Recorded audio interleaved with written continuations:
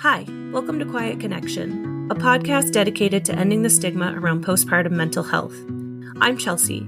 Today, I get to chat with my friend Antonia, who shares her experiences with pregnancy loss and her journey to processing that trauma. Let's hear from Antonia. Hello! Today, I'm here with my friend Antonia. How are you, Antonia? I'm good. How are you, Chelsea? I'm pretty good. I'll probably go back and forth between calling you Tonia and Antonia because I don't think I ever call you Antonia. That's totally fine. I'll try my best to be professional. Antonia, you have 2 kiddos, yeah? I do. Yep. You've got a little boy and a little girl. Little boy, little girl. My son, Trayson, is almost 3. He'll be 3 in June. And then I have a 1-month-old with me right now. So when you hear baby noises, that's why. We are a baby and kid-friendly show, so it is all good. Awesome. Well, tell us a little bit about yourself. I know you pretty well, but for our listeners, tell us a little bit about yourself. Yeah. So I grew up in Vermont, from Vermont, grew up in the Northeast Kingdom, and then moved to Essex when I was a junior in high school. And I've pretty much been around here ever since. My husband and I, we've been married for going on 4 years. I've done a lot of random things with my life, but I think, what I've sort of honed in on for my career has been working with students with severe disabilities. I know, Chelsea, you and I that's sort of what brought us together. Yeah. I was in one school district for about 7 years, and I just made a transition in August to a new school district where I'm the director of a special ed sort of support team for the district. And yeah, loving it so far. It was, a little bit, I don't want to say weird, but it was a little bit of a surprise when we got pregnant and, the first year in a new job and taking maternity leave and all that kind of comes with its own things. But yeah, things are going really well. That's so good. Yeah. I'm so happy. Thanks. What was life like before you had your kiddos? Oh gosh, it feels like I've lived 10 lifetimes since I've had kids and it's only been 3 years. But I think, it was pretty typical. I think I went to college, I went to grad school, did all that. I think before I had kids, my life was a lot about work. I really enjoy what I do for my job. And, at that point, I didn't really need to turn it off. I could just think about that all the time. And so I think, I put a lot of time and effort into my job and my schooling and things like that. Also my husband and I, we've been together for almost 8 years. So we were sort of establishing our life together, and we have a dog and, doing those just sort of things that you do before you have kids. We didn't really have any type of schedule. We kind of did what we wanted when we wanted it. We traveled a little bit. We would go see our friends, our family. We'd go out to dinners. We'd do things like that. So I think one of the biggest shifts when we had our first child was sort of that change in our lifestyle. And not only change in lifestyle, it was also COVID time. And I've been listening to your episodes, and I know a lot of people who've come on have talked about the struggles that COVID brought and things like that. And we certainly felt those too. I was 6 months pregnant about when COVID hit, sort of that like March time. Yeah. And then my son was born in June, and it was just a really scary and isolating time, I think, for everyone. And for me, it was specifically that way because we were bringing a baby into the world. We felt nervous about bringing people around. We were pretty, serious about COVID. So we didn't really have the typical help that you might have when you're bringing a baby home. Yeah, it was just kind of a hard time. So I remember us all when we even heard like the first little inklings of COVID, like it hadn't come to our area yet, but all of us in the office being like, nobody go near Antonia, like nobody even breathe near her, like go home, Antonia. We do Yeah, not want you to get sick. it was so scary. Like, you want to do your job and you want to not have it really impact your life that much, but also there was so many unknowns. Yeah. And I think that was one of the hard things. I remember in that during that time just like waiting for good news. Like Yeah. every day on the news, like waiting for something positive, and it was really hard every day to hear just so much negative. So yeah, that was quite the time. Yeah. It was, I can't imagine having my first during that. Did you always picture yourself as a mom? I did, yeah. I guess I wasn't ever someone who thought I would like live to be a mom. One of those Yeah. people, who just like, I want to stay home with my kids and I want, my whole life is going to be about my kids.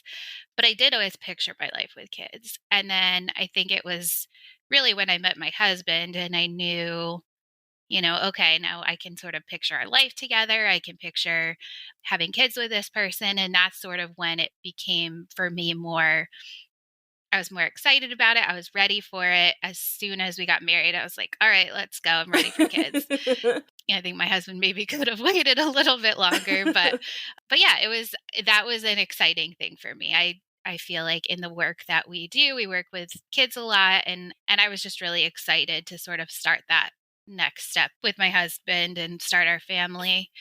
And we were lucky. We got pregnant pretty much right off with my first, and it was a fairly easy pregnancy. I have type 1 diabetes, and they have since I was 13 years old. So I knew going into it that I was already going to be considered someone who has a high risk pregnancy. My Hmm. diabetes is well controlled, and I think high risk sometimes sounds scary, but like I wasn't really scared. What it meant for me was just having a lot of extra appointments. You got a lot of extra pictures. I did. I got a lot of ultrasounds, which was really fun with my first. And yeah, I mean, besides that last COVID time, that was sort of scary. That last 3 months for me, the first 6 months were great. I was, a little bit sick, not too bad. I was kind of loving the pregnancy thing. I liked being pregnant. I was so happy. Pretty much went as expected. I was induced at 38 weeks and our son came, and I always wanted more than one child. Hmm.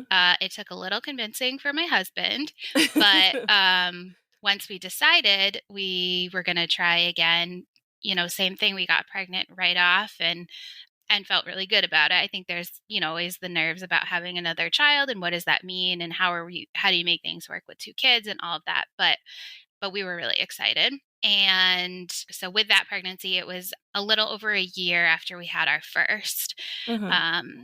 Basically, I went in for my initial ultrasound, and they told me that they could see the baby, they could see a heartbeat, but the heartbeat was slow for what they would have expected it to be. And without, saying what they thought was going to happen, I think a doctor came in to talk to me and said, sometimes when we see this, what it means is that it's not going to be a viable pregnancy. Hmm. Um, the doctor said, come back in 10 days and we'll have a better sense of what's going on at that point. So when I went in for that ultrasound, I was a little over 8 weeks, and would be going back a little over 10 weeks to, see what was going on. And that was a pretty hard time for my husband and I. And I shared it, with some of my close friends. Like, I know that I told you about it, Chelsea. I told some Yep. people at work, but I was pretty private about it. And the whole pregnancy sort of had a very different feel than what I felt with my son. I was, very nervous, but I was trying to be positive, hoping that, in 10 days we'd go back, we'd get a good ultrasound. It would just kind of be a little blip on the radar.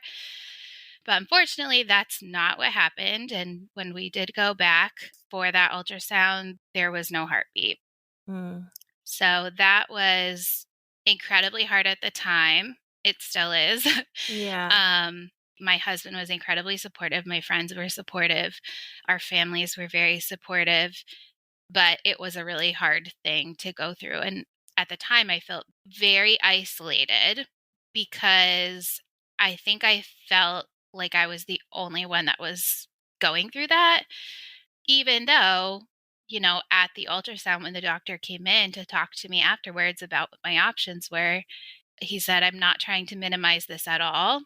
This is incredibly hard and traumatic what you're going through, but I also want you to know that you're the fourth person I've had to tell today." Oh my gosh. And, at the time, that wasn't something I cared about. It wasn't, No.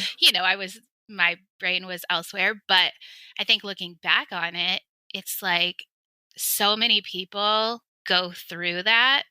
And we always talk about how it's not talked about enough and all of those things, you know. Yeah. And I felt like for a while, I couldn't talk about it. I just like anytime it came up, anytime I thought about it, I was just a wreck. But then once I had sort of come to terms with it, been able to process it a little bit, I was thinking, like, who can I even talk to that I know that's gone through this? And I think there were like two people that came to mind, Yeah. and so thinking back on what the doctor said, like, I know it happens more often than what we think, and people don't always feel, like they want to share their story, or it does feel like something that's kind of private and hard to share. Yeah. And in my experience, I couldn't even talk without crying, for a Yeah. long Yeah. time. And so it's like, it's not like I didn't want to share my story, but I just couldn't. It wasn't Mhm. something that I could talk about at the time. So I ended up, reaching out to a couple people that I knew went through it, and they were really wonderful. I wasn't particularly close with either of them, so it did feel a little bit weird to A just little reach out and be awkward. like, yeah, like, Yeah. "Hey, I know because you posted something on social media and we haven't talked in 10 years, but like, I know you went through this and I'm going through this and it's just really hard." And the support that I got from both of those people was amazing. And then it kind of opened up other connections. Like as time went on, there Mhm. were other supports that sort of came from talking to these two people.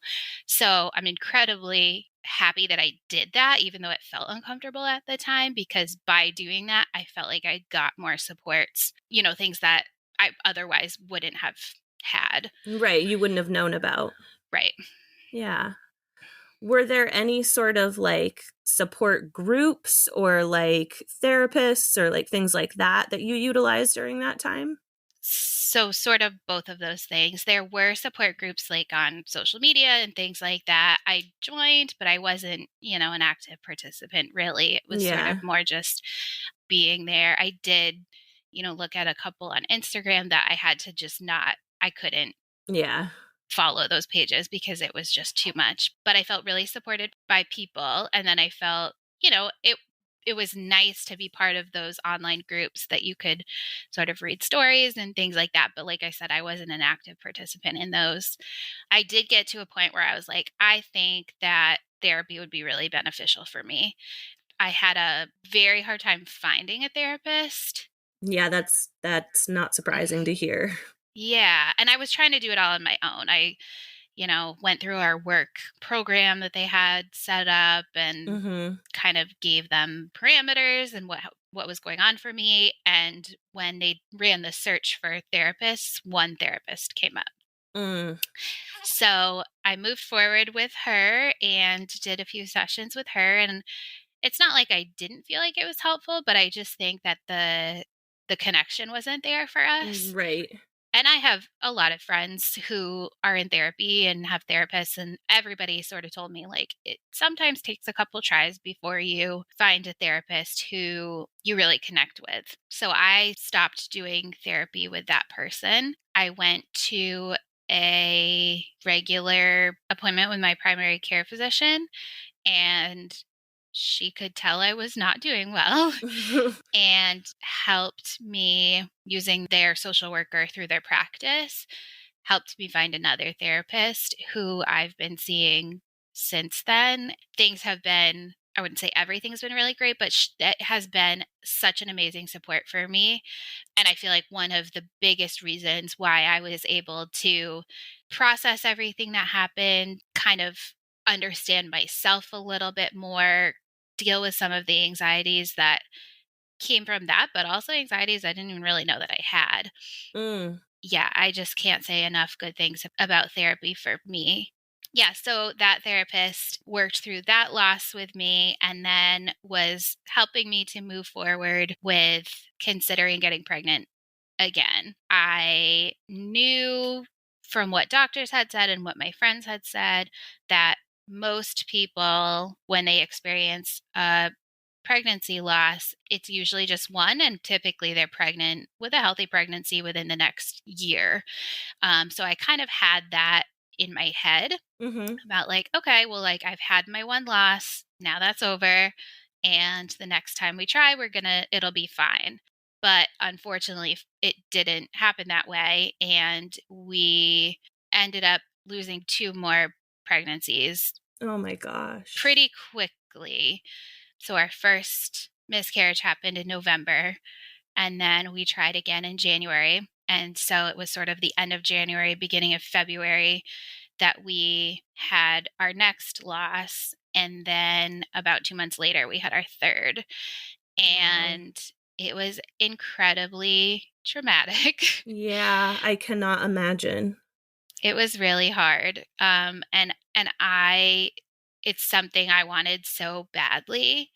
And I think I wasn't willing to stop trying, Mm-hmm. but I also was getting to the point where I just needed a break. And my husband, kind of pushed for that as well. And he's like, I'm not saying we need to be done, but I think we just need to take a break. At that point in my life, everything revolved around it.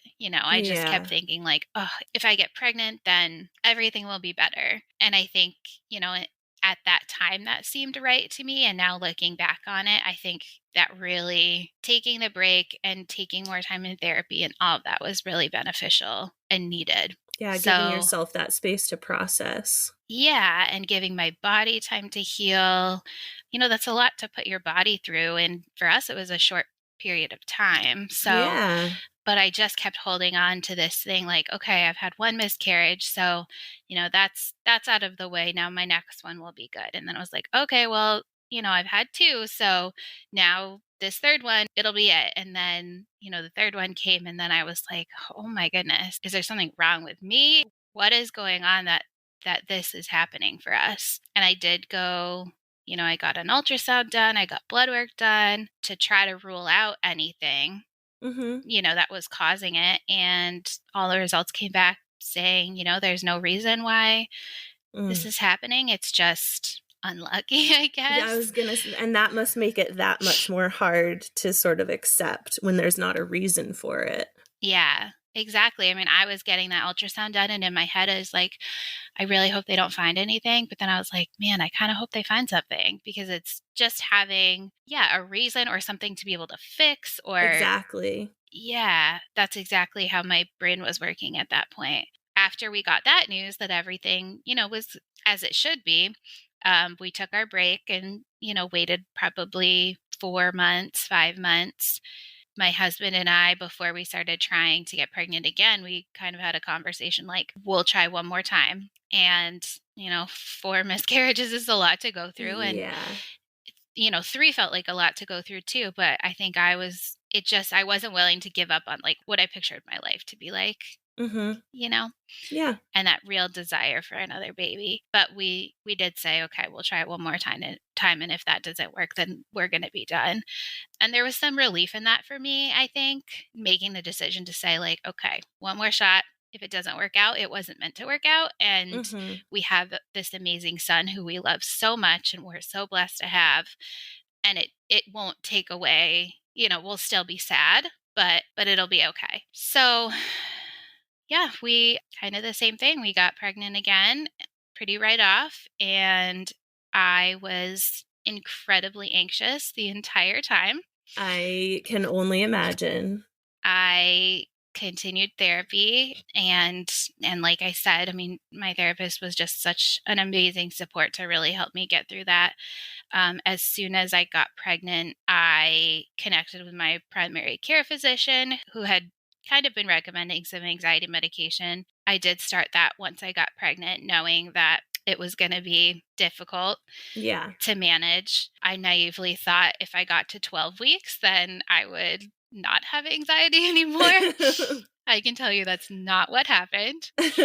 And yeah, I mean, even the beginning of that pregnancy was difficult. There was a time when we all thought it was not going to be a viable pregnancy again. And I was so sad about it. It felt like a repeat of the first miscarriage that we had. And I was really sick with this pregnancy, Mm-hmm. like physically sick. And I just remember thinking how unfair it is that I can't even pretend that I'm not pregnant Right. because my body Right. is pregnant. And at that point didn't know, but I felt like I couldn't kind of keep that hope because it was so crushing the first time that Mm-hmm. for me, I told my husband, I don't want to talk about it.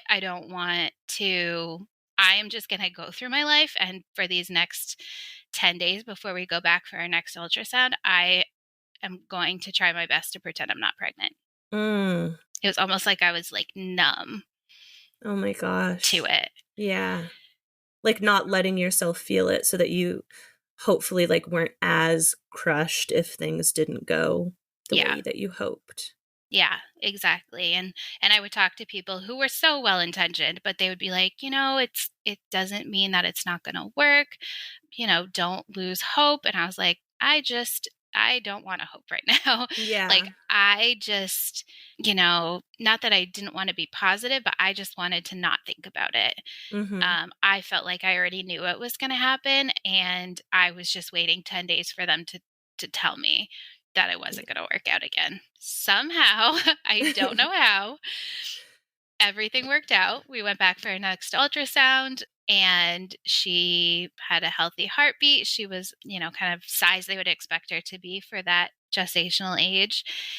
And at that point is when I just like burst into tears. I was so surprised. Yeah. It's because she's so feisty. Oh my goodness. Yes, she is.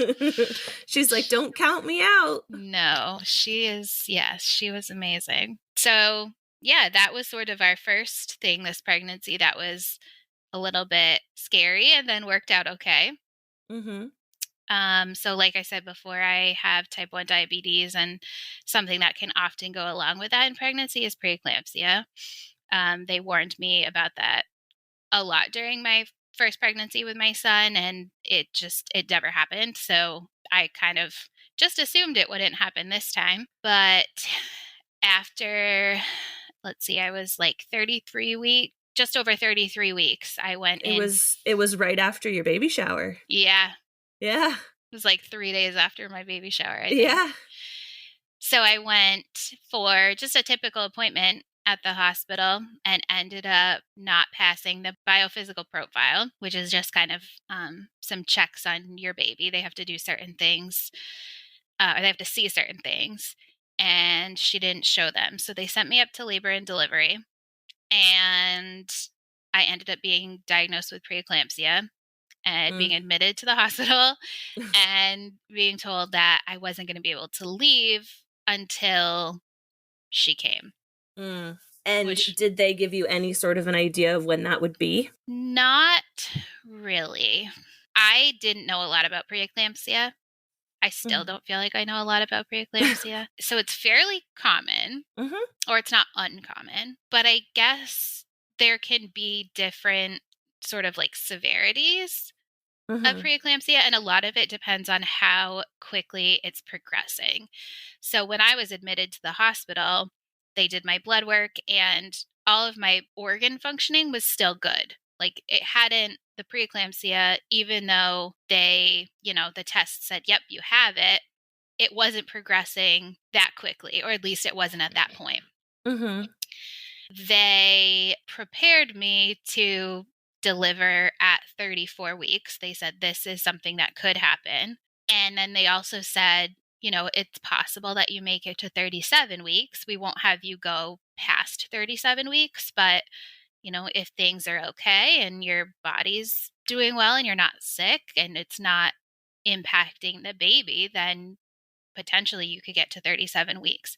So in my head, I had this, that's a 3-week range. Yeah. And being told that I wasn't going to be able to leave the hospital until I had her, I had this sort of weird, I don't want to have her too early, but I also, being in the hospital for 4 weeks does not seem like that much fun either, No. especially with a toddler at home and things like that. So that was a little bit hard, but they weren't really able to tell me what they thought my body was going to do. Mm-hmm. I was pretty confident I was going to make it at least to 35 weeks, but that didn't happen either. She had other plans. She had other plans. She was ready for the world. So I made it to 34 weeks, and my blood pressures were really high. And I was on blood pressure medication, but that wasn't really controlling it very well. So between that and then my blood work coming back saying that at that point it was impacting some of my organ functioning, they basically were like, we need to deliver her right now. Oh my gosh. Yeah, it was wild. And I was pretty nervous and crying, and I had one of the doctors call my husband to be like, we need you to get here in like 20 minutes. We're going to deliver the baby. So, yeah, that was another really scary, unexpected time. But yeah, she was delivered at 34 weeks and did really well. She spent 10 days in the NICU, but she didn't need any breathing support or respiratory support. And yeah, she was just a little fighter the whole way through. And a really, really cute one at that. Yeah. Do you think that, well, this is a big question because that is a whole lot of trauma to process in kind of a short amount of time. But do you think that the losses that you and your husband experienced, do you think that changed your relationship dynamic at all? I don't know if it necessarily changed our relationship dynamic, but it did. Well, I guess it did, because I think I wasn't willing to not keep trying. Mm-hmm. But by doing that, I also was sort of knowing that I was going to be having a lot of anxiety Mm-hmm. throughout everything until we either had a baby or made the decision that we were all done. So I have never really been somebody that's been very anxious. I've always sort of been pretty calm. I think I handle things well. I think I can take on a lot of stress and Yeah, you still can. function pretty well. Yes. But I was highly anxious during that whole time. And even when we sort of took our break from trying, I still couldn't completely let it go. Mm-hmm. It was still something that I thought about so frequently. So I think that while not necessarily like the relationship between me and my husband changed, I think I was suddenly this very anxious person that I hadn't typically been. And I think that for my husband, he was always concerned about me. And I think part of the reason for him wondering if we should continue trying was because he just had such a hard time seeing me go through such traumatic losses. Right. So I think that that's sort of the biggest way that impacted our relationship. When you found out that this pregnancy was viable and you got super overwhelmed, was there ever a time throughout the pregnancy that you felt like you could enjoy it, or did you feel nervous the whole time? I think as the pregnancy went on, my anxiety sort of changed, and I do think it sort of lessened as time went on. But like I said earlier, I was sort of thinking like, okay, well, if I get to 12 weeks and everything's okay, then, maybe I won't be anxious anymore. Maybe I can really enjoy this pregnancy, because one of my goals in it was sort of like, I know this is our last baby. I just want to enjoy it. I just want to be really present and grateful for every day that I spend pregnant this time. So I was really trying to do that, but at the same time was so worried about everything that could go wrong. Right. So I get to 12 weeks and I'm still anxious. It's not like there was this magic moment where, I wasn't. But I think as I got closer, to the 20-week mark, and we had our big anatomy scan and all of that came back, regular and normal, Mm-hmm. I think that probably was the point where I settled in a little bit, probably up until I think I started worrying again around 30 weeks. Okay. Tell me about that a little bit. I think it was just the idea that, okay, we got through the first part. Yeah. And then, 30 weeks, you're sort of closing in on the end. She was going to be delivered by 38 weeks anyway, because I have diabetes. So, Mm-hmm. for me, that was 8 weeks away from potentially her being here.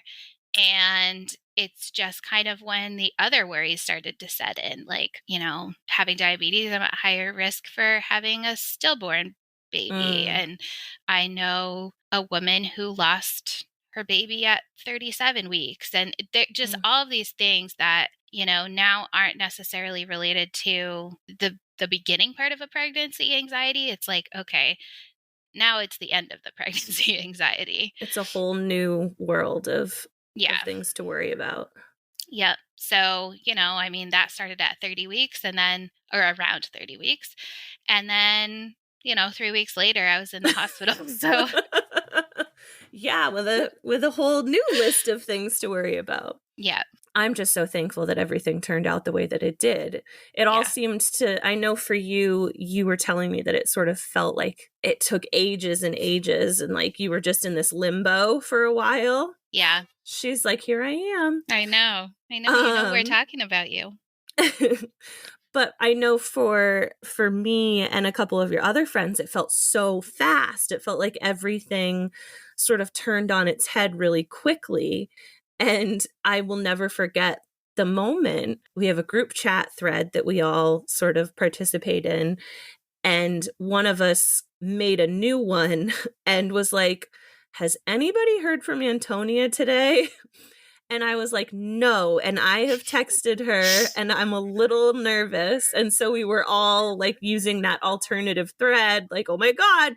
And then within an hour, you had texted us and you were like, she's here. And we were like, oh my God. Yeah.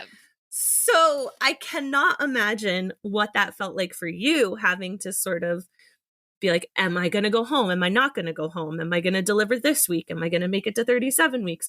But for everyone watching you, we were like, holy crap. Like that was crazy. It felt very, very fast. It felt like we were just at your baby shower and then there was a baby. Yeah. Yeah, I can see. I mean, even for me too, it was like, you were totally right. Like, it was like, I wasn't sure if I was going to be able to go home. They were sort of throwing out the idea that I would be discharged.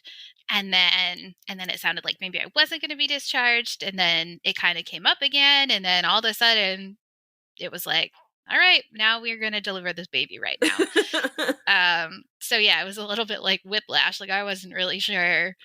Yeah. I wasn't sure what was happening, but I did have a friend who was checking in on me pretty much every day. And she had gone through something similar. She also had preeclampsia and was in the hospital. And every day she would text me and she would say, oh, like 34 and 6, you're getting there, or 33 and 6. And then she'd be like 34.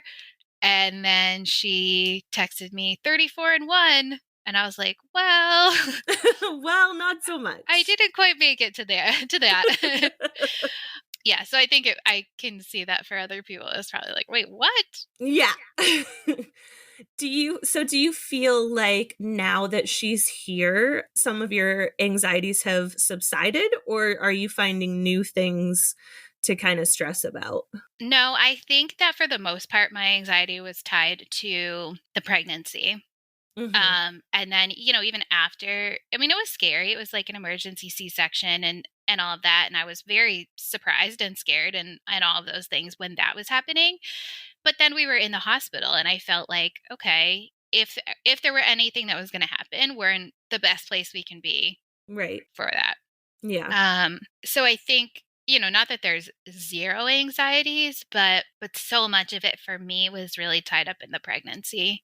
Mm-hmm. I will say though that having her here now has really made me think about the first time that I had a baby and with my son and all of that. While I don't really think I had postpartum anxiety or depression, I was in a very different place after that pregnancy than I am with my daughter. And I think that a lot of it is probably having experienced it before. Mhm. We sort of know a little bit what we're doing now, as much as you can, I guess.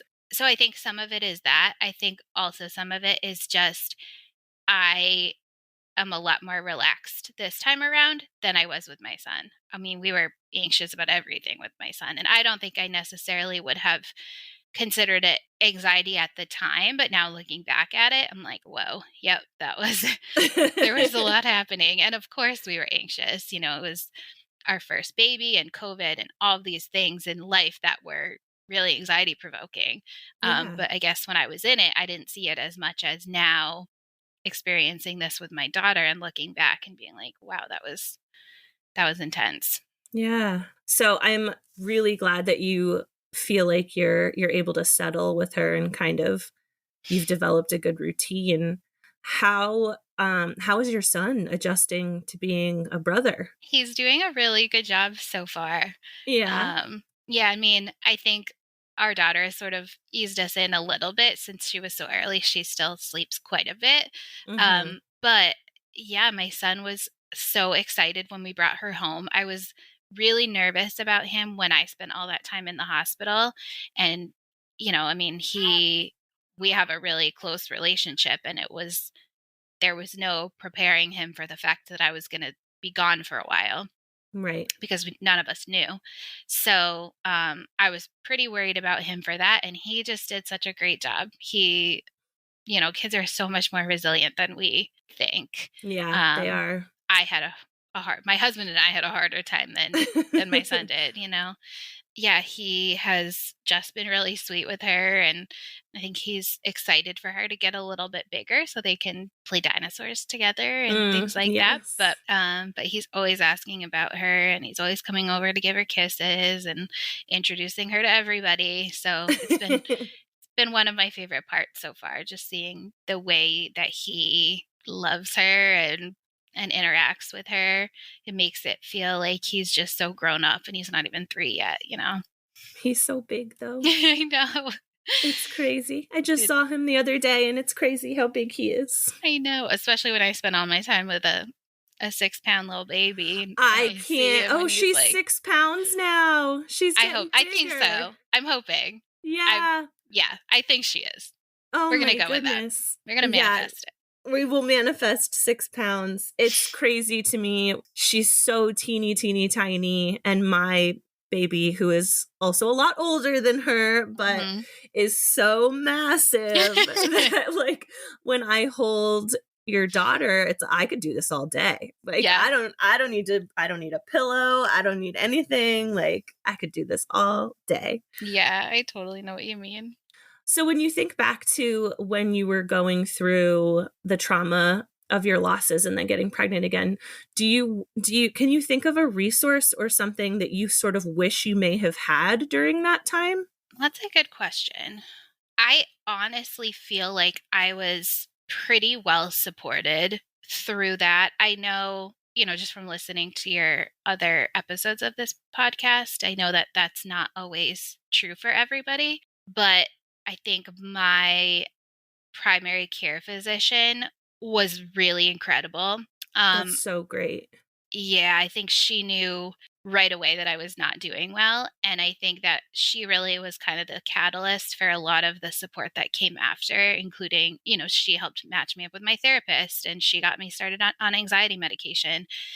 And I think those were two really big things for me. Mhm. I think that the only thing that I can sort of think of is I wish that I had been a little bit quicker to reach out to people who had been through similar experiences because you know, like I said before, I think that that was another sort of catalyst for a lot of support that I got. And at first, I wasn't really sure if I should do that because, like I said, there were people that I hadn't really talked to for a while, or, you know, one was a colleague at work that, you know, we were friendly, but we weren't really close or anything. And Right. it felt kind of weird to be reaching out to these people that I wasn't necessarily close with for this really personal reason. Mm-hmm. And then there's also the thought that, like, if I reach out to them about this, am I bringing up traumatic things that they're trying to not think about either? Right. Yeah. So it's like I was trying to balance the what I needed for myself versus like, oh, I don't want to stir up all of these memories that I know are going to be hard and things like that.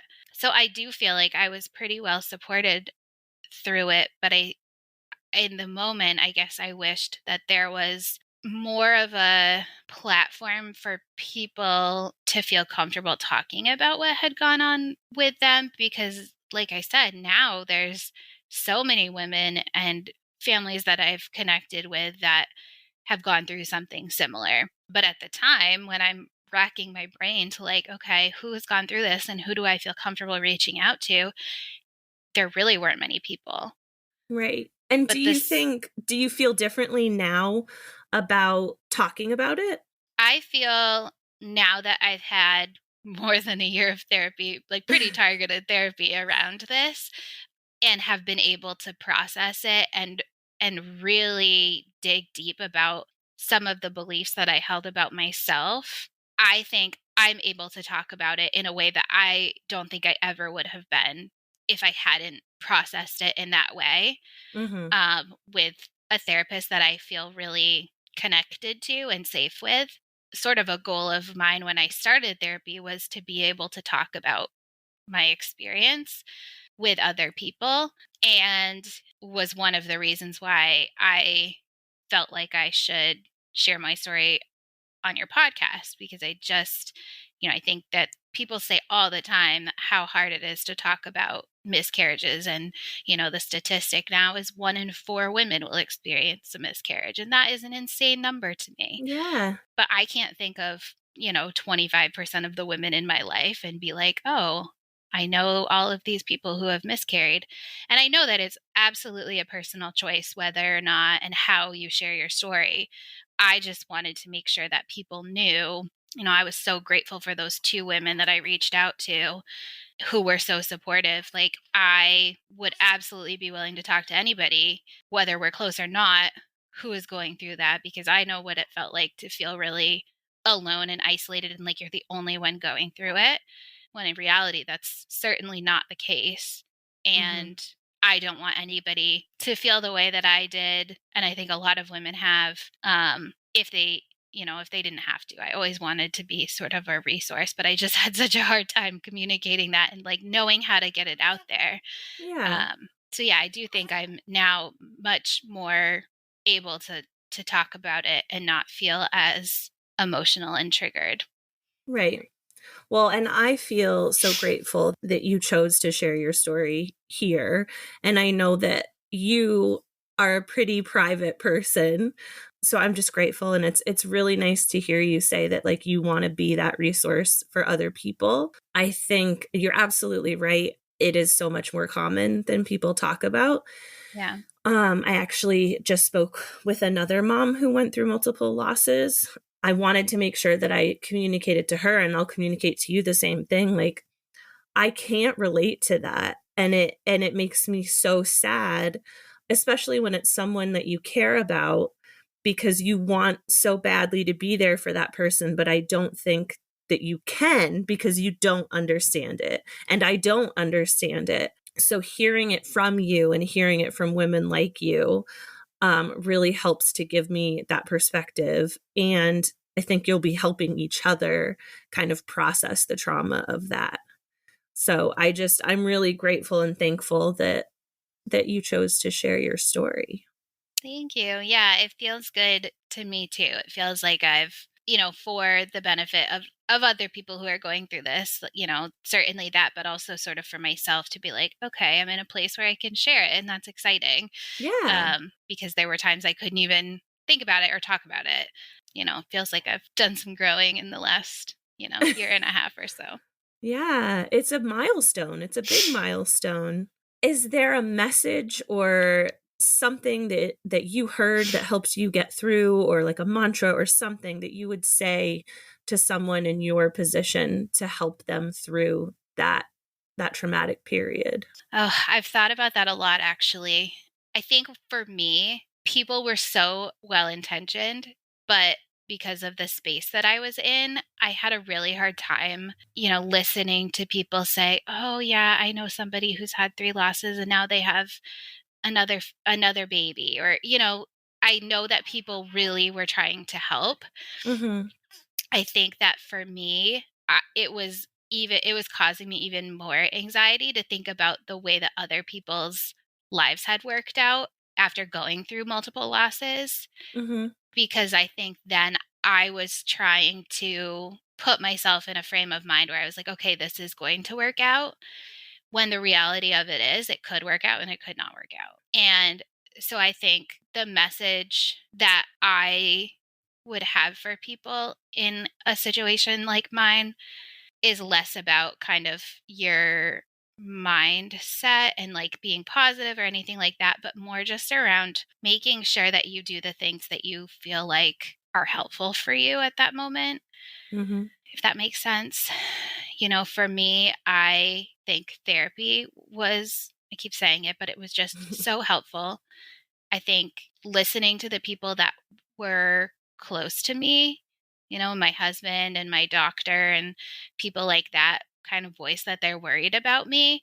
I think sometimes people can sort of be like in the eye of the storm and not see it because Mm-hmm. they're just trying to work through it. But really listening to the people that are around you, and if they're concerned about you, they know you well. So I think not being shy to do the things that you feel like you need to make you feel better. For other people, it might be reaching out to people and having a lot of the conversations and hearing success stories and things like that. For me, that wasn't helpful. But Right. I guess asking for and making it happen, like the things that you feel like you need. Taking care of you. Make sure you're Taking taking care of care you, of you. making yourself the priority, and not feeling like you can't ask for help or can't ask for support. Well, and you sort of touched on this a little bit, but just so that it's like blatantly clear for someone like me who hasn't gone through it but has a loved one that they care about, are there things in particular you should just do not do or do not say? I don't know. I mean, I hate to like do a blanket statement like that, because I think everybody is so different, and Yeah. and there may be people that benefit from certain things and they're just worth the things that I wanted to hear. But I think hearing things like everything happens for a reason, Mm, and hearing things like, things work out the way they're supposed to. I think those things for me were not helpful, because it felt like it sort of minimized what I went through, right. and it made it feel like that was just a small thing that was going to happen, and it was, It minimized your experience. yeah. And Yeah. especially when I was so emotional about it and so crushed by it, to have somebody be like, "Oh yeah, well, things happen the way they're supposed to." It just didn't feel good to me. But, I do think for people that are trying to be supportive, just being there to listen whenever your friend or loved one is ready to talk about it. I mean, there were times when I just sat with a friend and I just cried and I didn't even talk about it because I couldn't talk about it, Yeah. but then just knowing that those people were there for me, I think was, even if it was something they hadn't experienced, that was incredibly helpful. That's Um so great. I'm so glad that you had that. yeah, and again, I know the people trying to kind of put a positive spin on it and saying like, oh, things are going to get better, and it'll all be okay. Like, I totally get that, and I think that in some circumstances that's probably been me saying that to people. Yeah. But I think that maybe what's more beneficial is just being there to listen and to remind that person that you love them and that what they're going through is really hard, and you'll support them in whatever way you can. I think it was like a social media post that went viral about a text message that a woman sent to her friend who had just experienced a loss. And it basically gave her options. It was like, do you want me to pick up your kids, take them to Taco Bell or whatever, give you some time?